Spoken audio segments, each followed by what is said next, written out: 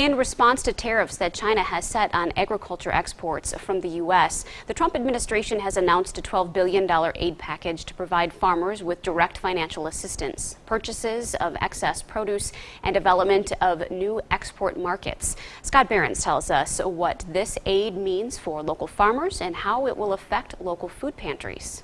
Lisa, as part of that program, the government will buy unsold food from farmers and distribute it to food banks.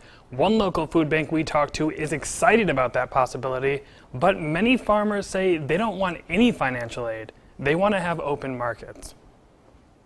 We never really want to be able to live off of the backs of someone else. Kevin Hoyer is a soybean farmer in West Salem, and he's the past president of the Wisconsin Soybean Association. I don't like to see something like that being used. I hope we don't have to resort to using that $12 billion, but that we can actually fix our trade issues. Hoyer said farmers are used to having bad years, but this time around, things could be different. We're used to being able to manage the ups and downs of our economies.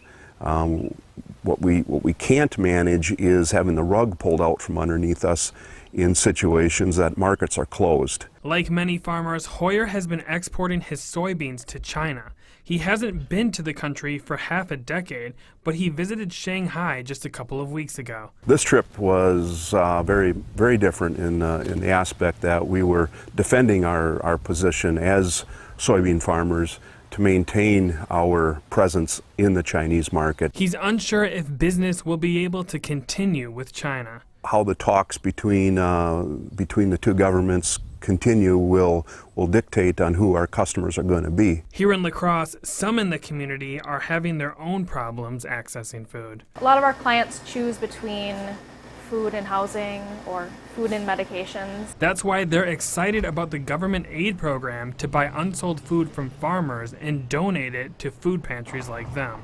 With that said, Waitford doesn't want farmers to be negatively affected by all of this either. If we're not fair to our farmers, they're going to end up here looking for services too. Bottom line is, and what the story is not being told, is world demand for soybeans and plant proteins is at an all-time high. China is the #1 importer of U.S. soybeans, but even if they stop importing because of their tariffs, Hoyer believes other markets will open up. So if that does happen, do you have any idea where U.S. farmers will turn to?